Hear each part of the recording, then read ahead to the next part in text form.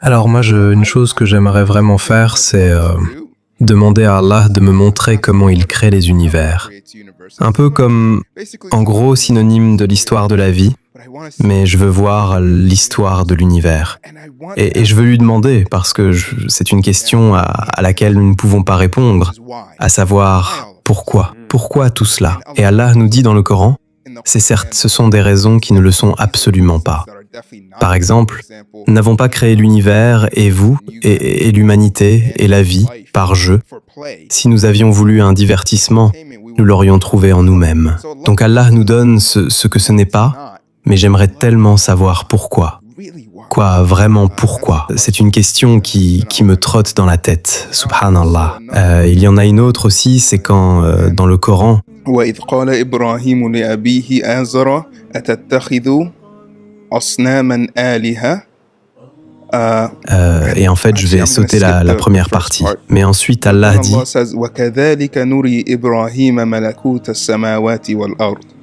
et je me demande toujours, qu'est-ce que c'est que ça, subhanallah? Qu'est-ce que c'est le malakut as-samawati wal ard? Qu'est-ce que le prophète Ibrahim alayhi salam a eu l'occasion de voir, subhanallah? Donc des questions très précises. Et ensuite, c'est presque comme « Montre-moi ce scénario, montre-moi ce scénario. Comment as-tu enseigné cela à Ibrahim alayhi salam? Quand Moussa alayhi salam a dit « Montre-toi à moi, montre-moi ce que, comme quand tu sais, leur a dit de regarder cette montagne. » Alors oui, je dirais que tout cela peut probablement être couvert en disant simplement « Allah, montre-moi le film de la vie », mais j'ajouterais et j'aimerais un accès aux coulisses. Les coulisses, oui. Alors montre-moi aussi les trucs des coulisses, n'est-ce pas? Ça couvrirait le sujet. Parce qu'il y a une implication ou une déduction. Non, il y a une implication dans le Coran de super-pouvoirs spirituels. Tu as mentionné que tu aimais les super-héros et ce genre de choses. Il y a une implication dans le Coran, corrige-moi si je me trompe, qu'on peut obtenir des super-pouvoirs basés sur le spirituel, un certain niveau spirituel. Et d'où je tire cette preuve, c'est de quand le prophète Sulayman, alayhi salam, demande à son assemblée d'apporter le trône de la reine de Saba. Et un ifrit est l'un des djinns les plus forts, un type de forme de djinn, dit « Je peux te l'apporter avant que tu ne te lèves de ton trône ». Et ensuite, « Rajulun indahu ilmun min al-kitab, qala ana atika bihi, qabla an yartadda ilayka tarfuka » n'est-ce pas? Je crois que c'est oui, avant que tu n'aies cligné de l'œil. Avant que tu n'aies cligné de l'œil. Quel ilm du livre, quelle connaissance du livre a-t-il pu obtenir? Oui, qui lui a permis ce super pouvoir de pouvoir parcourir des centaines ou des milliers de kilomètres en un clin d'œil. Subhanallah, c'est passionnant. Oui, n'est-ce pas? Oui. Genre, qu'est-ce qui se passe là? Oui, mon frère. C'est, subhanallah, c'est secret. Et comme tu trouves des savants qui débattent encore, tu sais, pour savoir si le qala ifritun min al-jinn, tu sais, et qui était cette personne avec le ilm min al-kitab. Certains diront Khidr, alayhi salam. Certains diront un prophète. Certains diront que c'est un homme pieux. Qui est-ce qui avait ces secrets? Sulayman, alayhi salam. Son règne et son époque étaient passionnants. Oui, n'est-ce pas? Ça et et cela mène d'ailleurs à ma question suivante. Oui, mais vas-y. Non, je disais juste, genre, toute la culture, tu sais, Aladdin et la lampe magique, et l'anneau, et Salomon, et le tapis, tout ça, d'où sortent-ils? Tout ce matériel, n'est-ce pas? Et donc ce sont, oui, les histoires. Si tu devais remonter le temps, dans n'importe quelle époque, en dehors du prophète, sallallahu alayhi wa sallam, Moussa alayhi salam. Oui, je trouve juste, pourquoi donc? Il est l'un de mes... Je pense qu'il y a une hikmah, tout d'abord, pour laquelle Allah subhanahu wa ta'ala, son histoire est la plus mentionnée dans le Coran. Je crois que c'est presque comme une guidance pour notre ummah. Ce n'est pas une coïncidence si la majorité des histoires dans le Coran sont celles de prophètes. Je crois que c'est à cause de Khatam an-Nubuwah, parce que le prophète, sallallahu alayhi wa sallam, est le dernier messager, et que cette responsabilité a été donnée à « Kuntum khayra ummatin ukhrijat linnas », que nous avons reçu cette responsabilité, qu'Allah a tracé les histoires des prophètes pour nous montrer comment, tu sais, mener nos vies comme messagers du messager. Nous ne sommes pas des messagers de Dieu, nous sommes des messagers du messager de Dieu. Les Sahaba radiyallahu anhu disaient « Inni Rasulullah, Rasulullahi ilaykum » Je suis le je suis le messager du messager de Dieu envoyé vers vous. Tu sais, le fait de ressentir cette responsabilité et qu'une grande partie de l'histoire de Moussa alayhi salam est détaillée parce qu'il y a beaucoup à en tirer. Les mêmes difficultés, tribulations, fitna que les enfants d'Israël ont traversées, nous les traversons. Et donc je trouve cette époque passionnante, que ce soit. Peux-tu t'imaginer? Moussa alayhi salam était Kalimullah, il a parlé à Dieu. Quoi que cela signifie, je ne veux pas entrer dans l'aspect akida de la chose, mais c'est juste génial. Tu sais, il parlait à Dieu, et son bâton, et le fait d'être devant Pharaon. Parfois tu lis le Coran, ton esprit peut, minimiser cela à cette, petite cour de. Il était roi de la terre à l'époque. C'est juste que le moulk était d'un niveau supérieur. Donc se tenir devant lui et lui faire la dawa n'était pas une tâche facile. Et comment Allah le prépare avec l'histoire pour ajuster sa certitude afin qu'elle soit solide grâce au bâton, de ne pas se laisser prendre par les formes extérieures des choses. Je suis celui qui est derrière la scène et qui contrôle tout, que ce soit un bienfait que tu vois venir d'un bâton ou un mal venir d'un serpent. Je suis celui qui contrôle vraiment tous ces phénomènes. Et pour construire ce yaqin et ensuite dire « va vers Pharaon et donne-lui ce message », je trouve juste cette époque, la mer morte, les pyramides, et comment tout est lié et parce qu'en ce moment, encore, comme même chez Joe Rogan, il est très fasciné par les pyramides. Et tu le trouveras souvent à dire, jusqu'à ce jour, ils n'ont pas compris comment ils ont construit les pyramides. C'est impossible vu la taille de ces pierres et la structure. Pour qu'un savant vienne récemment et dise qu'en fait, le Coran donne la réponse, que ce n'était pas que ces roches n'étaient pas nécessairement traînées une pièce à la fois, qu'elles étaient une sorte de matière fine, une sorte de matériau terrestre qui était chauffé et ensuite divisé de cette façon. Il y avait donc un système et un mécanisme par lequel les pyramides ont été construites. Mais est-ce que faisait-il référence aux pyramides là ou à autre chose? Donc pour moi, c'est la période qui me passionne vraiment. Où irais-tu? Serais-tu capable, et peut-être pas, serais-tu capable de développer un peu sur, en tant qu'Égyptien, je suis très fasciné par l'ingénierie des pyramides. Oui. Et pourrais-tu développer un peu plus? Et Aouklid Liya Hamana. Si tu pouvais chercher ça, je peux en fait très rapidement. Oui, et Aouklid Liya Hamana. El-Sar.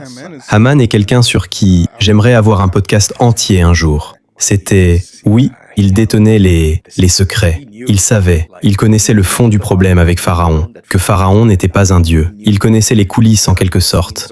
Je pense qu'une fois il est entré chez lui et il a dit quelque chose du genre « Je suis occupé à créer ceci ou à faire cela ». Haman était en égyptien, cela ressemblerait à quelque chose comme « Alamin ». Hata.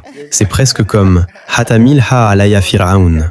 Tu essaies de me tromper, ô Pharaon. Nous savons. Ihna dafninu sawa. Les Égyptiens diraient nous l'avons enterré ensemble. Ce qui veut dire nous connaissons nos secrets intérieurs, respectifs, secrets. Ne joue pas à ce jeu avec moi, à créer ceci et cela. Ouais. Mais il a vraiment bien joué ce rôle. Mais le verset lui-même, parce qu'il est illusionné au point de le croire. Oui, subhanallah.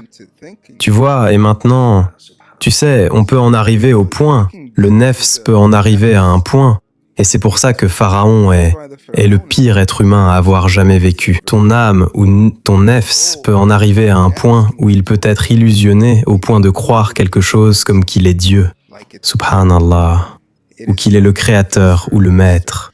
Parce que ce que tu as dit, tu sais, nous pouvons éviter cela.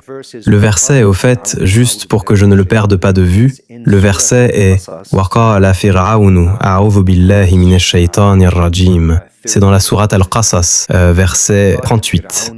Ya ayyuhal mala'u ma 'alimtu lakum min ilahin ghayri. فأوقد لي يا هامان على الطين فاجعل لي صرحا لعلي أطلع إلى إله موسى وإني لأظنه من الكاذبين. Ça parle d'un sarha, une sorte de certain outil en quelque sorte. S'agirait-il de pyramides qu'il a construites pour lui et de la façon dont il les a construites? Alors je dirais, prends ce verset, cherche-le sur Google et tu trouveras pas très nombreuse, je pense un couple de savants récemment, mais tu le trouveras sur YouTube. J'essaierai de le trouver et de t'envoyer le lien, Inch'Allah, où il parle des possibilités de ce à quoi ce verset fait allusion quand il s'agit des pyramides. Mais Awqidli ya Hamanu ala atin, il parle d'utiliser le feu et l'argile pour en quelque sorte, tu sais, transformer cette structure. C'est presque comme s'ils avaient tout construit et ensuite en quelque sorte ajouté la flamme et ensuite c'est devenu érigé. Plutôt que d'arriver avec ce concept qu'ils ont réellement dû porter ces roches massives qui pèsent des tonnes et des tonnes tout en haut et dans une forme si parfaite. Évidemment, cela n'a aucun sens. Mais si tu devais y penser comme à de l'argile fine, qui est en quelque sorte comme des Legos en quelque sorte, qui s'emboîtent tous, et qu'ils sont capables de genre, tu sais, que tu connais ce truc quand les gens, tu sais, font du béton ou quoi que ce soit, qu'ils nettoient qu'est-ce que c'est? Le ciment, désolé, que tu sais, les différentes roches, ils font les pierres, tu sais, en utilisant le différent ciment, et ils le mettent dans des blocs. C'est donc presque comme s'ils avaient ce récipient, pour ainsi dire, le remplissaient, ajoutaient de la chaleur et étaient capables de le construire. C'est une théorie, et nous ne savons pas si c'est un fait, mais certains savants en avaient parlé, et j'ai trouvé cela passionnant. Intéressant, d'accord. D'accord, oui. Eh bien, oui, non, et Wallahu alam. Mais oui, j'espère que cela répond à certaines des questions. Je pense, si je peux juste finir peut-être avec un conseil général, bien sûr, c'est que nous avons tous, tu sais, je dis souvent ceci, c'est que nous ne jouons pas à la PlayStation. La dunya est mentionnée comme l'a'ib, un jeu, mais c'est un jeu très sérieux. Nous n'avons pas plusieurs vies, nous avons une seule vie, et nous sommes ici pour en quelque sorte comprendre. Et l'islam et le Coran sont très clairs sur chaque aspect de la façon dont, quel est ton but, ce que tu dois croire, comment genre, tu sais, dérouler dans, tu sais, comment mener ta vie alors pas mener ta vie, mais comment agir dans ta vie d'une certaine manière qui te donne la réussite ici-bas et dans l'au-delà. D'être plus intéressé par l'application de tout ce que nous apprenons, plutôt que simplement, tu sais, oui, tout apprendre. Et c'est passionnant parce que c'est retenu contre nous si nous ne le mettons pas en pratique. C'est une masouliya et une responsabilité. Et de faire un peu, d'y aller doucement et de garder c'est un voyage au long cours que tu dois faire. Mais de vraiment travailler sur les bases comme le yakin et l'iman et la salah et de les avoir en place et ensuite juste de regarder. Allah est très généreux, il ne demande pas grand-chose. La plupart de ce qui t'est offert dans ce monde est halal. Le haram, ce qui est interdit, est en fait une très petite proportion de la tarte ou portion de la tarte. Donc de se concentrer là-dessus, occupe-toi de toi-même, pas des défauts des autres, mais donne aux autres toujours le bénéfice du doute et occupe-toi simplement à travailler sur ton iman, à travailler sur tes amals. Et tu verras, c'est juste que la vie va, subhanallah, Allah va la dérouler d'une telle manière pour toi où, Inch'Allah, tu trouveras sa gnose et sa marifa et tu apprendras à mieux le connaître. Et Inch'Allah, il te montrera et te guidera vers les voies de la réussite. Et ceci s'adresse pas seulement aux musulmans, mais le message du Coran est extrêmement clair. Il est tout simplement magnifique, ce Coran. Donc pour quiconque, genre, qui a l'opportunité de vraiment l'étudier et d'y entrer, tout est dans le Coran.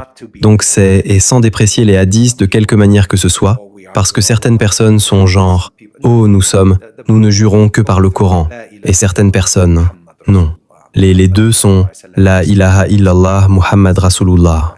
Muhammad sallallahu alayhi wa sallam explique une grande partie de ce qui est dans le Coran à travers son mode de vie et ses actions, et ainsi de suite. Et de vivre un mode de vie équilibré, tu n'as pas besoin d'être anxieux. Vis simplement là, tu sais, matrice divine de Dieu d'une manière qui lui soit agréable. Fais de ton mieux, et ensuite tu as le repentir et l'istighfar comme outil tout au long du chemin. Peu importe le nombre de fois où tu te trompes, les portes sont toujours ouvertes, Inch'Allah, au tauba et au repentir. C'est cela la clé. Je sais que ce discours est très, tu sais, la matrice c'est le monde et les actions, et c'est important aussi. C'est une nouvelle façon de le décortiquer qui le rend digestible pour certains. Mais vraiment, sois juste très intéressé par le fait d'appliquer ce que tu apprends, même si c'est peu, Inch'Allah ta'ala.